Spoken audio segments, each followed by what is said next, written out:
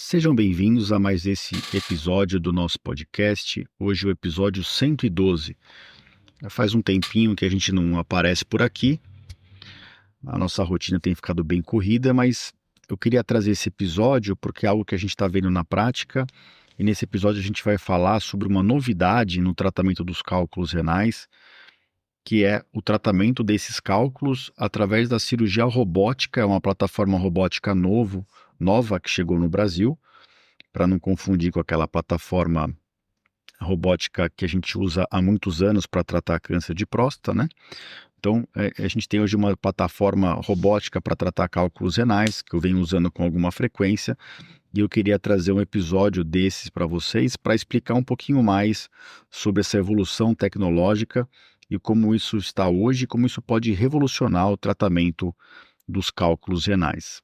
Então, sem mais demoras, após a música de introdução, o nosso episódio na íntegra. Sejam mais uma vez muito bem-vindos.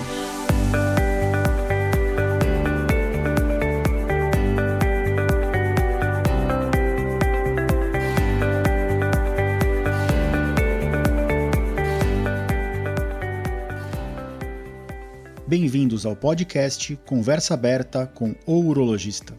Meu nome é Giovanni Marchini, sou médico urologista formado pela Faculdade de Medicina da USP e serei o anfitrião desse show.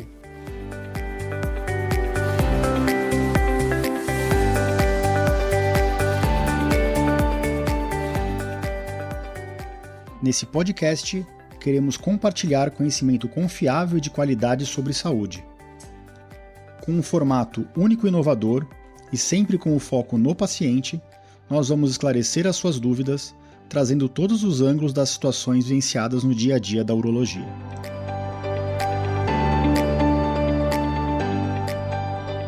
Olá a todos, estamos então de volta com vocês aqui no episódio especial do podcast Conversa Aberta com o Urologista, episódio 112. Antes de passar para o episódio em si, como sempre, eu vou trazer aqui para vocês uma frase que tem a ver com o episódio. E a frase que eu vou trazer hoje é de Sun Tzu. Acho que todo mundo conhece Sun Tzu pelo livro, Ele fez um tratado militar no século IV a.C. e o título desse livro é A Arte da Guerra. Sun Tzu era um estrategista de guerra era um general do rei Ulu e também era um filósofo chinês. E a frase dele, que tem a ver com o nosso episódio, é sobre a evolução. A evolução do homem passa necessariamente pela busca do conhecimento. Então é isso que ele dizia. E o livro dele continua atual até hoje, Os conceitos do livro, esse livro e esses conceitos são aplicados hoje em muitas instituições, em muitas guerras até hoje, mas também na forma de lidar com situações de conflito no dia a dia.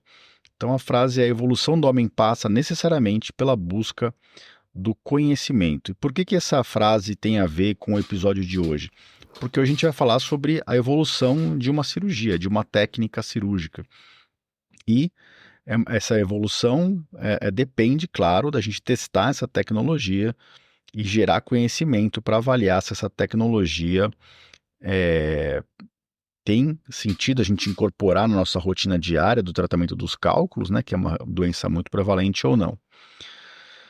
Antes também de passar no episódio, eu queria fazer alguns agradecimentos, principalmente aos seguidores das redes sociais. Se você não segue o nosso podcast, por favor, clique no botãozinho de seguir e você vai receber uma notificação toda vez que o podcast estiver disponível, um episódio novo.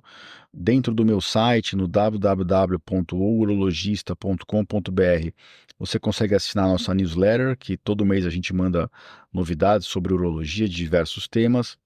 E também queria agradecer quem segue nas redes sociais, no LinkedIn, no Instagram, no próprio TikTok, que eu posto várias filmagens de cirurgia que tem feito bastante sucesso.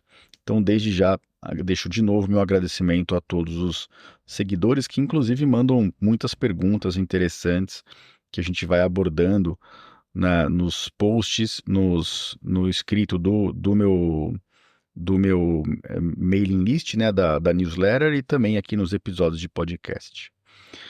Vamos passar então para o cálculo renal, né? Acho que é o tema mais abordado aqui do meu podcast, até porque é a minha maior área de atuação, não é a única, mas é a maior, tanto pela prevalência quanto pela formação que eu tenho, especializações no assunto. Se você quiser saber mais sobre os tipos de cirurgia de cálculo renal, ter uma visão aprofundada sobre isso, antes de ouvir esse episódio que trata especificamente da cirurgia robótica, a minha sugestão é que você volte nos episódios que falam disso. Tem vários episódios no podcast, e da parte cirúrgica, os mais focados nisso são o episódio 82 e 84. Então, vale a pena ouvir. Quem não ouviu, fica aqui a dica para você se situar um pouquinho e entender um pouquinho melhor onde que se encaixa a cirurgia robótica. Antes de passar também para a evolução tecnológica, né, eu queria dizer que a gente, como médico, a gente tem às vezes um pouco de reticência, de receio de adotar novas tecnologias, e é importante, sendo urologista e sendo médico, a gente entender que tem tecnologias que são muito benéficas para a gente, mas que nem sempre chegam como consenso. E outras tecnologias a gente vai incorporando no dia a dia sem nem perceber. Queria trazer 3 exemplos para vocês. Então, quem não lembra do guia 4 rodas, né, que era espetacular, mas era bem trabalhoso de usar, e ele foi completamente substituído. Hoje a gente tem o Waze, mesmo em trajetos que a gente sabe, daqui para casa, do consultório para casa, do hospital para casa, ou vice-versa, a gente acaba colocando o Waze para evitar rotas com maior tráfego, acidentes, e a precisão do tempo de chegada é um absurdo. Então, quem mesmo que não gosta de tecnologia e quem acha que não está incorporando tecnologia, está sim incorporando. Outro exemplo é o Uber, né, que veio para substituir o serviço péssimo de táxi que a gente tinha no passado. Eram táxis caros, sujos, a gente era maltratado pelo motorista, e hoje a gente consegue, por um preço muito bom, a gente consegue um serviço de qualidade. E onde que está o Uber e onde que está o Waze? Eles estão dentro dos nossos celulares, né? Então, quem não lembra aqui dos orelhões da vida, que a gente ficava horas em filas, usava ficha, torcia para a linha não cair. Para quem não pegou essa época, olha a sorte que você tem, viu? Era muito complicado fazer uma ligação, a ligação caía no meio, tinha uma fila atrás de você. Hoje a gente tem tudo na palma da mão. Como isso mudou, e a evolução é muito rápida, né? Isso faz 15, 20 anos, gente. É um piscar de olhos, né? Dentro da linha de evolução do ser humano. Então, a gente incorpora a tecnologia, querendo ou não, de forma silenciosa no nosso dia a dia. E como que funciona a cirurgia robótica no tratamento dos cálculos renais? Então, hoje nós temos basicamente 3 tipos de cirurgia para cálculo dentro do rim, né? A ureteroscopia flexível, que é a mais usada no mundo. A gente vai pela uretra, pelo canal, e chega no rim. A gente tem a litripsia extracorpórea, aquela que são ondas de choque externa, que está bem em desuso no mundo. Hoje está difícil de achar máquinas boas, serviços bons que fazem isso. Pelas restrições do método, só dá para tratar uma pedra por vez. A taxa de resolução não é alta, diferente da cirurgia endoscópica pelo canal. E o terceiro tipo é a cirurgia percutânea, né? Aquela que o cálculo é tão grande, a anatomia é tão complexa, que a gente tem que ir pelas costas do paciente, com ele anestesiado, fazer um acesso ali de meio a 1 centímetro, e acessar diretamente o rim, onde a gente quer entrar. E a gente faz hoje essa cirurgia, geralmente combinada com a cirurgia pelo canal, mas é uma cirurgia um pouquinho mais agressiva, que eu faço toda semana no Hospital das Clínicas, por conta da gravidade e da complexidade dos casos de lá. Os robôs de ureteroscopia, de tratamento de cálculo, eles foram desenvolvidos para fazer a primeira cirurgia que eu descrevi, a cirurgia de ureteroscopia flexível.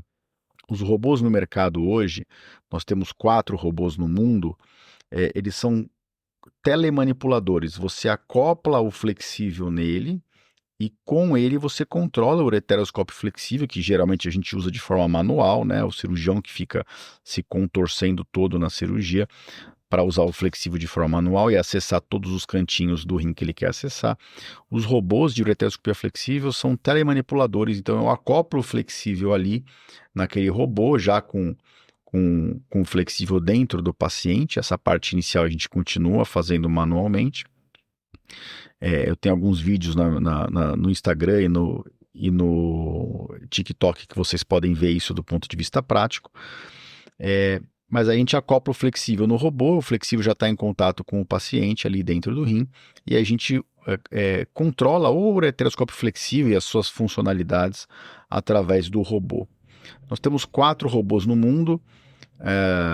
Tem um robô Avicena, que foi o primeiro que surgiu, que é o turco, mas para você controlar esse robô, você usa um console muito grande, complicado de usar, e um robô extremamente caro. Não decolou no mundo. Nós temos hoje uma plataforma americana da Eticon, a gente também tem uma plataforma sul-coreana, e a gente tem a plataforma francesa que chama Illy, né? Então, o Illy, que é o robô, que é o único que está disponível no Brasil, que a gente vem usando de rotina, ele é um robô extremamente compacto, a gente acopla o flexível nele e a gente controla os movimentos do robô através de um controle remoto, que é um controle remoto do PlayStation, né? Então a gente usa um controle remoto, que no caso do Illy é o do PlayStation, adaptado, né? E a gente consegue fazer todos os movimentos que a gente faz manualmente e outros movimentos do flexível com o braço robótico. E com isso a gente traz algumas diferenças para flexível manual. Então, quais são as potenciais vantagens, né, da flexível robótica? Primeiro, ergonomia. O cirurgião cansa muito menos, a gente opera sentado, com o controle remoto na mão, não precisa estar usando aquele avental de chumbo que a gente usa na cirurgia, que é para proteger a gente da radiação, então a gente cansa menos mesmo em procedimentos mais longos. Segundo vantagem é a radiação, o cirurgião fica mais longe da radiação. Isso implica em não precisar usar o chumbo, né, o avental de chumbo. Terceiro é a estabilidade. O robô tem um controle extremamente fino de todos os movimentos nossos. Então, mesmo em um momento em que o cirurgião está tremendo ou está fazendo um movimento um pouco mais brusco, o robô segura isso e deixa o movimento totalmente estável. Uma outra vantagem, que não é tanto para o cirurgião nem para o paciente, é o treinamento, facilita o treinamento, né? É diferente de treinar uma cirurgia manualmente, uma cirurgia robótica. A cirurgia robótica a gente consegue controlar, deixar um controle para o cirurgião, um para o aluno que está aprendendo, né? Que está treinando junto com a gente consegue medir os movimentos de forma mais assertiva. Então não tenho dúvida que essas plataformas vão poder ajudar a gente a treinar melhor os nossos residentes. As últimas 2 vantagens que eu queria trazer para vocês. Primeiro, para casos mais longos, né? Então a gente sabe que o cirurgião cansa bastante em casos mais longos. A gente tem até alguns estudos mostrando que quando o caso é longo, cálculos muito grandes ou complexos, se a gente revezar a cirurgia entre 2 cirurgiões, o resultado cirúrgico é melhor, então livra mais os pacientes de cálculo do que se usar se um cirurgião operar sozinho o caso inteiro, né? Tem um trabalho chinês bem interessante publicado em 2019, né? Mas temos outros trabalhos que mostram o mesmo desfecho. Então o robô não cansa, né? Então a gente usa o controle e a gente operando de forma ergonômica, sentado, a gente consegue cansar muito menos. Isso diminui a chance do nosso desempenho cair no meio do procedimento. E por fim, a última vantagem é que o robô abre caminho, né, para uma integração futura com muitas tecnologias que estão surgindo, né? Sensores, inteligência artificial, cirurgia à distância. Então aí que eu queria chegar, né? Quais são as vantagens? Onde a gente está com o robô, né? E para onde a gente vai? Então hoje o robô é um telemanipulador. Eu tenho essas vantagens em relação ao flexível manual que eu descrevi agora, mas ele ainda não é um robô que faz nada sozinho, eu controlo ele 100% do tempo, eu consigo atualizar ele por software, mas eu ainda não tenho nenhuma integração com o sistema de visão do flexível. Ele ainda não está integrado com os movimentos respiratórios do paciente, que é algo que está em desenvolvimento, para que quando o paciente respire, o robô se mexa junto. Então a visão que a gente tem dentro do rim não muda quando o robô tem essa integração de pareamento com o movimento respiratório, mas eu acho que o mais importante é para onde a gente vai com o robô. Então hoje a gente já tem alguns estudos mostrando que se a gente integrar o robô com os softwares de reconhecimento de imagem, com inteligência artificial, muito provavelmente a cirurgia robótica de cálculo vai caminhar por um processo híbrido entre o robô fazer partes da cirurgia sozinha e a gente fazer partes da cirurgia de forma mais dependente do ser humano mesmo. Lógico que tudo que o robô vai fazer sozinho, isso pode parecer um pouco receoso, mas tudo que ele vai fazer sozinho, ele vai fazer supervisionado por nós e sempre que houver um passo mais importante, ele vai pedir a nossa autorização. Para quem acha que isso é muito perigoso, isso já é assim que funciona, gente. Já é assim que funciona nos carros autônomos. Se você faz um voo de avião hoje, mais de 80%, 90% daquele voo é totalmente automatizado e ninguém fica morrendo de medo do robô falhar, né, do software falhar. Então, é uma coisa que é um caminho que eu acredito hoje seriamente ser inevitável e cada vez está mais perto. Esse ano, em 2026, no Congresso Europeu, em março desse ano, já foi mostrado um desenvolvimento de um software que permitiu um braço robótico fazer grande parte da cirurgia de cálculo sozinha, mapear a via urinária sozinha, reconhecer as pedras de forma independente, quebrar as pedras depois que a gente marcava na tela onde ela estava e até retirar pedaços de pedra. Então é para aí que a gente está caminhando. Né? Então, se a gente juntar as tecnologias de hoje, os lasers de maior potência, as bainhas que aspiram os fragmentos e os pedacinhos e a poeira intrarrenal, a robótica que traz ergonomia, precisão, distância da radiação e que melhora a gente em casos maiores e mais longos para a gente não cansar. E a gente juntando todas essas tecnologias com software de inteligência artificial, reconhecimento de imagem e processos de automação, isso pode mudar muito o panorama do tratamento dos cálculos renais nos próximos anos. E aí eu não estou falando nos próximos 20 anos, não. Estou falando nos próximos 2, 3, 4, 5 anos. A gente sabe hoje de estudos, né, que são feitos que a inteligência artificial, a capacidade dela de executar tarefas pré-determinadas pelo ser humano, essa capacidade vem dobrando a cada 4 a 7 meses. Ou seja, se hoje eu peço uma tarefa para a IA e ela consegue ficar 5 horas executando essa tarefa sem errar, daqui a 4 meses ela vai conseguir ficar 10 horas executando esse mesmo tipo de tarefa sem errar com alta acurácia. Então isso gera um crescimento de capacidade exponencial da inteligência artificial e isso vai carregar a tecnologia de todas as áreas junto. Eu não tenho dúvida que daqui a 2, 3 anos o episódio que eu vou estar gravando de podcast aqui, vamos ver, eu estou até ansioso para saber como que vai ser. Eu vou estar falando já de cirurgias parcialmente autônomas. Vai esbarrar muito mais em regulação, em questões éticas, morais e de regulatórias, né, de segurança e de leis de países para países do que numa questão tecnológica em si. Bom, gente, então acho que era isso que tinha para falar. Eu queria trazer todas essas novidades para vocês. É um assunto que me empolga muito. Tenho dado muitas aulas em congressos sobre isso. Tenho feito as várias cirurgias demonstrativas e até em pacientes meus mesmo. Eu acho que é uma tecnologia que está vindo para agregar.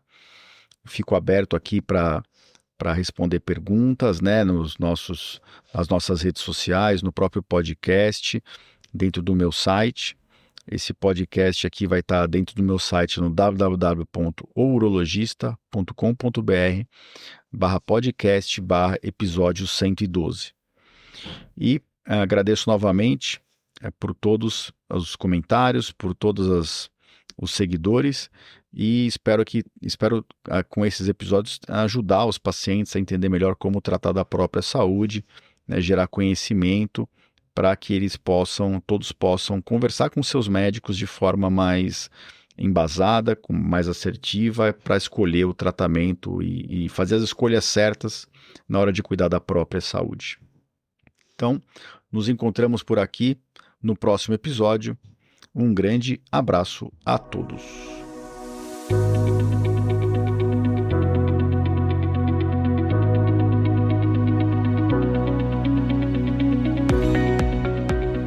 Você ouviu a mais um episódio do podcast Conversa Aberta com o Urologista. Mais uma vez, obrigado e até o próximo.